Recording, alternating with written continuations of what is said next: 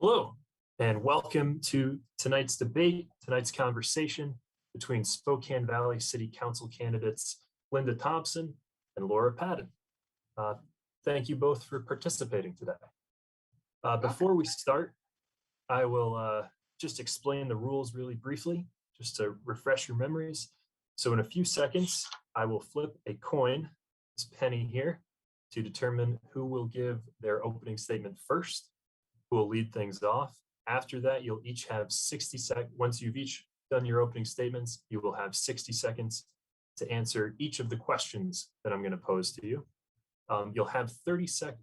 The person who answers the question first will have 30 seconds to offer a rebuttal to what her opponent said. You don't have to use those 30 seconds if you don't want, but you will have an opportunity every other question. All right. Laura, heads or tails? Heads.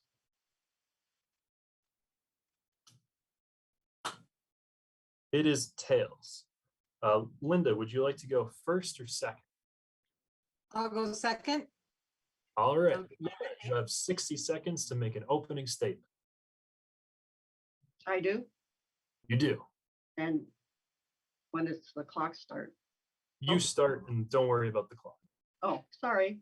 Hi, I'm Laura Padden. I'm a native Spokaneite, and I have lived in the Spokane Valley since I was 2 years old.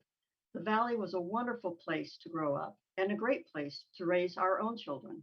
And I want to pass that positive experience on to the next generation. I want Spokane Valley to be a clean and safe city with adequate housing and good jobs for all. But there are storm clouds, not on the horizon, but right on top of us. And it comes in the form of gang activity who have moved into the city. They've brought their drugs, their crime, and their violence with them, and their numbers are exploding. The other issue is a full-blown housing crisis, and it has driven up the cost of homes. It has driven up property taxes and rental rates, and something needs to be done. I have new ideas and new energy, and I am ready to start collaborating on solutions and implementing solutions for Spokane Valley. Thank you. Thank you, Laura. Linda? Thank you. I'm Linda Thompson, and I currently serve as your council member in position 7. I have worked very hard on public safety issues, looking at alternatives like having our officers partner with mental health professionals and looking at how we can address housing and homelessness for those who are affected by that in our community. Also worked on partnerships that have helped us have great economic development success with our great staff who's been working with partners across the region. And also looking at how we can be inclusive and bring folks to the table to help with solutions that are going to help our city continue to be strong and to have the economic vitality that we are experiencing now. And I hope that tonight you'll hear more of why it's important that we I have a chance to serve as your council member. Thank you. Thank you, Linda. All right, so the first question that I have for you tonight is about law enforcement. So Spokane Valley is a contract city, and what that essentially means is that instead of having lots of full-time employees, the city pays private companies or governmental entities to perform a lot of the services that the city needs. For law enforcement, the city contracts with the Spokane County Sheriff's Office. And like many law enforcement agencies throughout the country, the Sheriff's Office right now is facing staffing challenges and having difficulty hiring. Do you think that Spokane Valley should continue contracting with the Sheriff's Office for law enforcement? And Laura, you're up. Well, as you said, we are a contract city, and we contract many services aside, including law enforcement, and it has worked out rather well. And you know, it would be very costly to go out on our own, and I don't see any numbers that would say it's cost effective. Maybe that can be proven, but not at this point. We have the county has treated us well. We have good officers who know the valley and have done a great job in their experience. And to start going out and trying to hire our own in this circumstances is just not a good thing. So, you know, at this point, I would say stay with what's working. Any issues can be taken care of in contractual negotiations. And, you know, the county has supported us, the sheriff has supported us. In some ways, it's too bad that the city didn't support them as well by having their lobbyists, you know, work on law enforcement issues over in Olympia this last year. Thank you, Laura. Linda? So I am supportive of staying as a contract city with the Spokane County Sheriff's Office. Coupled with the SCOPE, Sheriff's Community-Oriented Policing effort that's a cost-effective support to our Sheriff's Office. We have excellent service covering our community. Yes, there are shortages, but there are shortages across the nation with officers. And most recently, the Sheriff's Office on behalf of Spokane Valley Police has been giving a hiring bonus. And we are also really recruiting with the great options we have to live in our city and the options we have of having those mental health providers riding with our officers, looking at a dedicated officer to work with our homeless coordinator. We're innovative in the things we're doing, and I think it's really paying off with public safety. We have work to do, but we have the tools to make our community safe. Thank you, Linda. Laura, is there anything you would like to add? Well, I'd just like to add that a lot of the tools have been taken away from the police officers. And now instead of sending one person out, they have to send two together, which makes it even worse for covering the entire area. And so, you know, we really have to look at the state level and lobby the state and try to overturn some of these issues and regulations that they passed earlier this year. Thank you. The next question for you is about housing. So housing and rental prices in our area right now are at record highs. Many people are having a hard time to find a place to live if they don't already have one. What do you think Spokane Valley can do at the local level to address housing challenges? And Linda, this one's for you. Okay, very good. So there was a bill, 1923, that was passed in the legislature in 2019 that required and encouraged an increased inventory and increasing residential housing capacity, and also making sure that each city has adopted a housing plan. And led by senior planner Chaz Bates, we did adopt that housing plan, and it does call for looking at ways we can change zoning to increase multiple housing, because we know we have a shortage for not only home ownership, but also the impacts on those who are renting, and trying to figure out how we can make sure that everyone has a stable home and an affordable home is going to be the priority of how we implement our plan, because we'll need 6,600 new units by 2037. And that's a lot of people to house, and we've got to work together to do that. Thank you, Linda. Laura? Yes, there is a full-blown housing crisis, and it didn't happen overnight. And it didn't happen starting in 2019. And there is a housing plan, which was based on old data. And if you look at what the realtors have done, the situation is even worse than what the housing plan developed. And if you don't know the full scope of the problem, you can't really solve the problem. So we're missing the entry level and the mid-level homes. And we need to look at zoning. We need to get creative. Look at what's worked. Something like a Kendall Yard situation where you have multi-use. We want to look for home ownership. So they use condos, townhouses, small cottages, have pocket parks on those kinds of things. Look at zoning and permitting and try to bring the cost of building a home down so that it's more affordable for the people buying it. Thank you, Laura.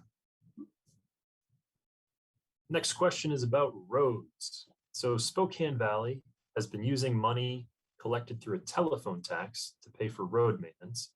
And over time, that tax has brought in less money every year. City staff now say that the Valley needs to double its road maintenance spending from about 8 million a year to about 16 million a year if it wants to ensure that city roads don't fall into disrepair. How do you think the city should pay for that road maintenance? Laura? Well, road maintenance is a basic responsibility of the city, and that funding should come first above everything else. There is plenty of money in the budget. The revenue has increased even during the pandemic, and it should be increasing even more as we recover from it. So the basic question really is, which revenue stream do you want to designate for roads, along with the utility one that they have already? So, how about the sales tax on automobiles and auto parts? That's a good place to start. I mean, you could either do that. If that's not enough, then add another revenue stream. Or the other approach would be to wall off a certain amount of money from the general fund every year and say, we're not touching it. This goes to roads. So, that the money's there. They don't need to float another tax or try to find money outside of what they already have. Thank you. Linda, I apologize. I did not give you a chance to give a rebuttal about housing. If you would like, I apologize for having jumped to roads before I gave you that chance, but if you would like to talk for 30 seconds about housing, you are more than welcome to do that. And again, I apologize for skipping ahead to roads before I should have. That's okay. I think that Mrs. Padden and I really agree on a lot about housing, needing to make sure we have affordable housing and that we do have options for folks to buy. We are missing that middle ground housing. And I know a lot of folks are having trouble as they try to buy a home to be competitive with cash buyers coming into our community. So we need to just continue to find ways to make it affordable for everyone to rent or to own. Thank you, Linda. And now, after I interrupted you, you have 60 seconds to talk about how the city should pay for future road maintenance. So I agree that we have enough money in what we are bringing in right now within the budget. And I have voted to move that money out of the general fund to cover our road maintenance and make sure that that is how we're going to maintain the good roads that we have in the Spokane Valley. I think right now, with not knowing how our economy is going to recover, is not the time to add anything new to what homeowners are already paying, to what our citizens are putting out. We can live within our budget, and I think that we can do what we need to do for our roads right now. But I am waiting to hear what the Road Sustainability Committee has, and I'm certainly willing to listen to the options they're going to bring forward and see how we can work to best serve our city and our citizens. Thank you, Linda. Laura, is there anything else that you would like to add? Well, I would like to agree with Linda, and as revenues have been going up and continue to rise, the other thing that is rising is inflation. Property taxes have gone up. The cost of living is increasing, and that's not the time, to throw out another new tax to pay for something that you already have the money for. Thank you. Thank you.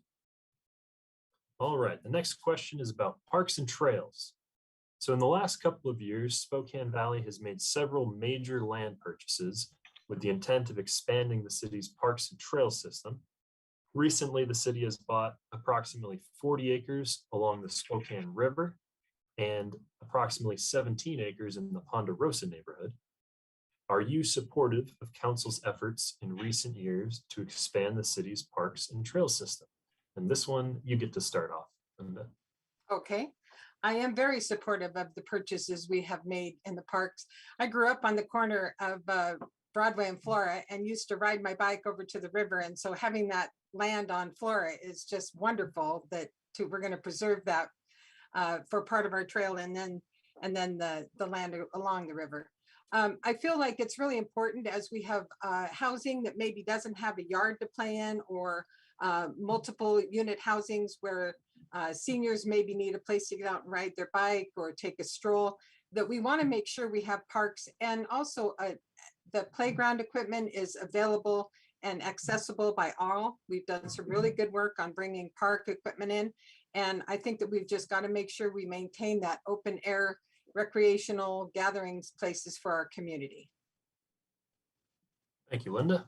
Laura? Yeah, I think most people are in favor of parks. It's a wonderful thing to have for any city.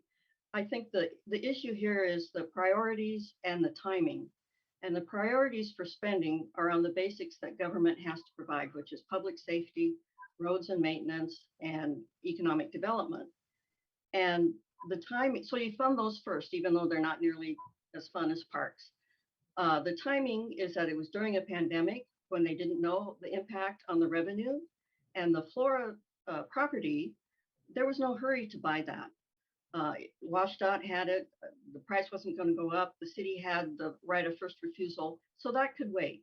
And I think the purchase could wait until they knew what was going to happen. And I would suggest that maybe some of the money, instead of buying new parks, should be spent maintaining the old parks, like Green Acres and the trail. The Appleway Trail is in terrible condition, and it has not been maintained. Thank you. Linda, is there anything you'd like to add? Just that land is only there for a short time, and whether that was going to, those options were going to still remain to us. I think it was a good purchase on the projections of what we thought was going to happen and what we were watching the numbers. And I just think that it is important that a city does have parks and that we really are paying attention to our basics and making sure we meet the needs of our citizens at the same time.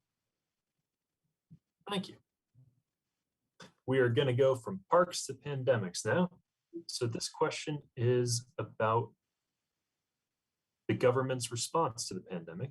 I'll keep it simple. How do you feel about the mask mandates and vaccine mandates imposed by Governor Jay Inslee? And you're up first on this one, Laura.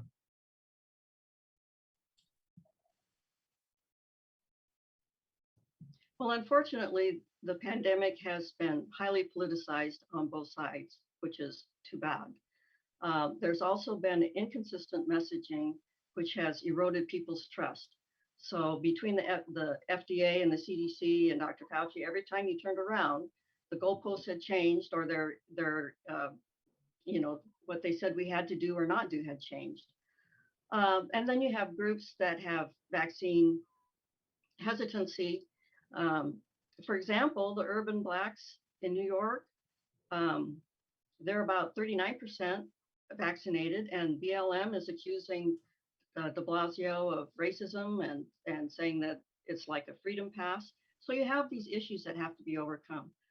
The sad thing is that many of our frontline workers, the healthcare workers, the firemen, the steel workers, the essential workers, I mean, they were our heroes, and now they're villains if they're not vaccinated and fired. Thank you, Laura. Linda? So I think the most important thing is to think about how we can push back this pandemic. And I believe that everyone should make their best choice with their medical provider. And, I know people who cannot get vaccinated because they have issues with their health.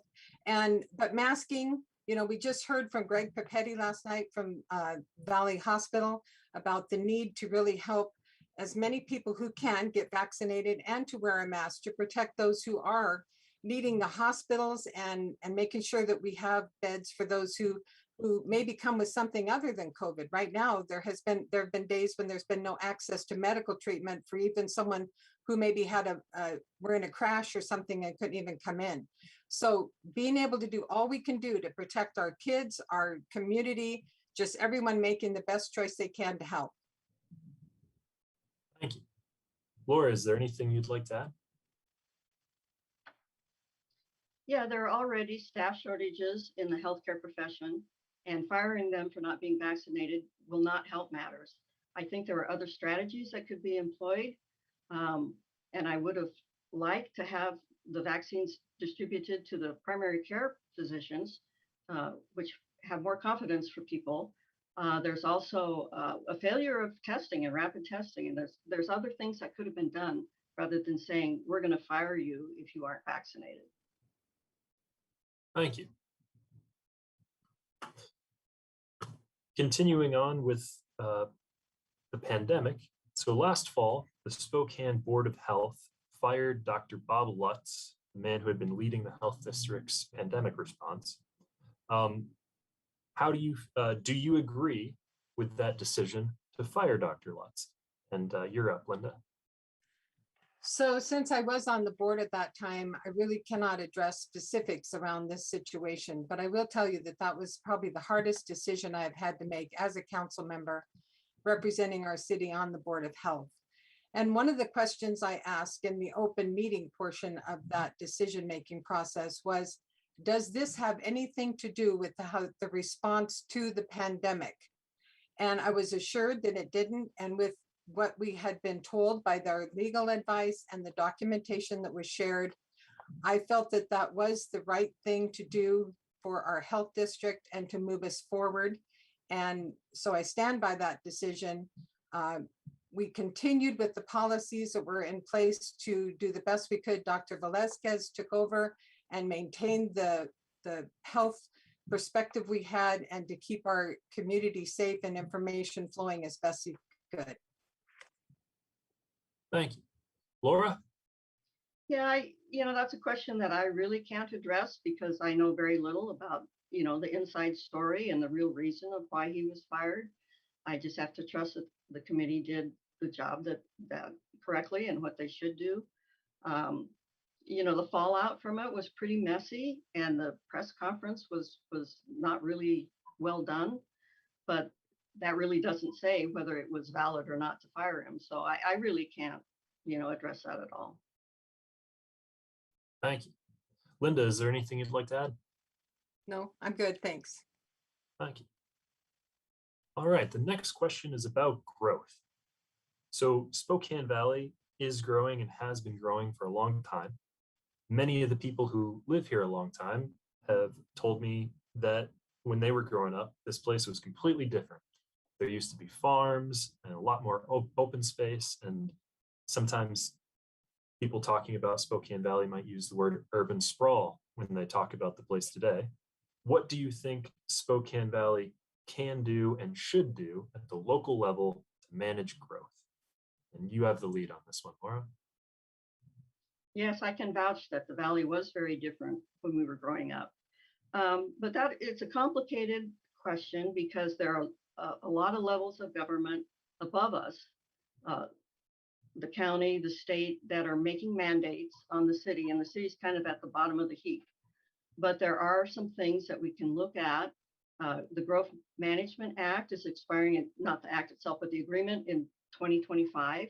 We should be positioning ourselves and talking with the county commissioners and other interested parties to see what will that look like after 2025 and get our voices heard and what the priorities are that we want. The other thing is to, get creative and think about, partner with developers, think about ways that we can build and build well and have housing available for people as the city grows. Thank you. Linda? And I agree with everything that Laura has said. We need to look at housing. We need to look at opportunities to house folks who are coming because we have such good economic vitality happening. We have great companies coming in. We have opportunities. We have excellent schools. Businesses want to invest in communities that have great schools, great parks, great opportunities for recreation, and places that their employees can live. And so it is a complicated question to bring it all together to make sure that we have everything we need. And those partnerships with the county and the state, and watching very closely what happens in the legislature. Sometimes there are laws that we have got to comply with that we really need to have active engagement with the legislature and make sure that we know how the regulations and bills are going to come through. So I think we're doing a good job, but people want to live here. This is a great place to live and raise a family and work and play. Thank you. Laura, is there anything you'd like to add? No, I'm good. All right. The next question that I have for you is about homelessness. So homelessness is one of the issues that comes up most often at city council meetings. And today, people experiencing homelessness in Spokane Valley have to travel to Spokane if they're looking for a shelter bed and a whole variety of other services that simply don't exist in the Valley. Do you think there should be a homeless shelter in Spokane Valley city limits? And you're the lead on this one, Linda. I think that we are doing a really good job of addressing homelessness with the addition of Ariel Anderson, who is our homeless and home our advocate for the homeless, and she has done a great job working with SNAP and other outreach groups, working to help those who are struggling with homeless to find the resources that they have. There has just been a change in zoning, came down from the legislature, where we looked at how we could possibly have resources or shelters. And so we're looking at that on how to serve that population. And mostly we have been able to link folks with the resources, and we have beds at the shelters that our officers can get them to. And we're going to have a designated officer to help our homeless coordinator to really make sure that we're helping those folks get the places they need to have, or move along if they aren't open to resources and opportunities to get out of homelessness. Thank you. Laura? Yeah, I don't think the city should get into the business of owning and staffing and maintaining a shelter. We are a contract city. We contract lots of things and do it very successfully. And I think we should partner with these various nonprofits who deal, specifically with those issues and those situations, and they do it very well. And some have very good, records in dealing with the homeless. The other thing is, what was I going to say? Oh, I do not approve of, non-barrier shelters. I think that the homeless situation, you need to be getting them out of their drug addiction or or helping them with their mental illness, and just housing them and not doing anything is not helping anybody. Thank you. Linda, is there anything you'd like to add? Well, I really appreciate what Laura said about that non-barrier shelter. When we talk about shelters, it is about getting the help. It is about making sure that the folks do, either if they need drug and alcohol treatment, if they need mental health, and if they need medical treatment. We've got to start there and just get them on the road to finding the resources they need to not be homeless. Thank you. I'm going to combine my final two questions into one. What is a decision the City Council has made in the past year that you're especially in favor of? And what is a decision that Council has made in the last year that you are especially opposed to? And Laura, you have the lead.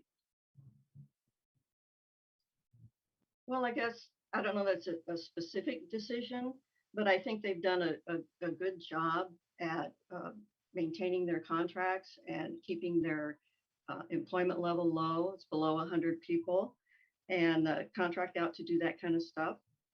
But there's always room for improvement, I guess, on that. As far as the bad decision, I think they spent a lot of discretionary money on various things, not just parks, but like the Expo Center at the fairgrounds, the Balfour expansion that they want to do. And after doing all of that, I hope that the staff and the council will not be floating a new tax to pay for roads when they've spent a lot of discretionary money already, and that should go first to roads, and then what's ever left over can go for the frills. Thank you. Linda? Well, gosh, it's hard to pick. I think we've done some really good things this year, but I guess I'd have to say I appreciate the fact that we have a mental health and police response team coupled with our homeless coordinator, being proactive in addressing both homelessness and reducing the call time of our patrols officers to deal with situations that are not really criminal, but can be handled by a mental health professional or a homeless coordinator working with resources in the community. I think the hardest decision has probably been having to look at ways that we can engage our community, and having the pandemic, having to not have people in our city council has been hard. We've done really good to do Zoom, but that was a hard decision, but we had to stand by how we could communicate with our citizens in the best way we could. Thank you. Anything to add, Laura? Well, I think as far as reaching out to citizens and this can only be done really post-pandemic, I guess, is I think it would be really great for the city to have listening sessions, not at city council, but in the neighborhoods where people can come and talk about their issues and their concerns. And if I was elected, I would be pushing that, pretty strongly. Thank you. Well, those are all the questions that I had for you. Thank you both very much for participating tonight. And thank you for abiding by the clock. I will mention for folks that the general election is on November 2nd. And of course, there are ways to vote before Election Day, starting in mid-October, I believe. We are now going to give both of you a chance to make a closing statement. Linda, you can go first. You have 30 seconds to make your closing statement. You are muted, Linda.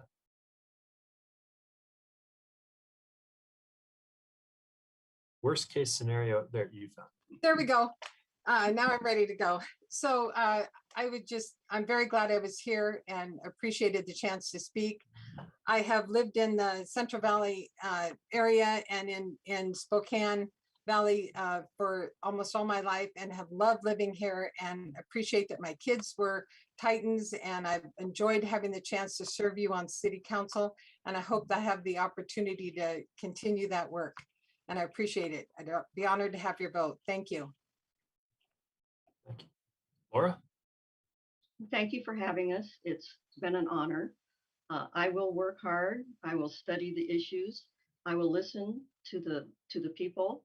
Like I mentioned, the listening sessions earlier. I will advocate for the positions that I feel strongly, for all the positions. And would be honored to serve you. And I humbly ask for your vote in November. Thank you very much. Thank you. Can we have a virtual handshake? By all means. All right. Well, again, thank you both very much for participating. Thank you folks online for watching.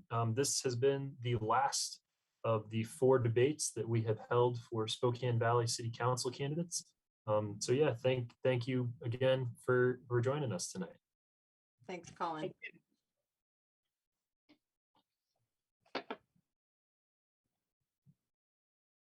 And I think we're probably clear. Christy usually lets me know. Yeah.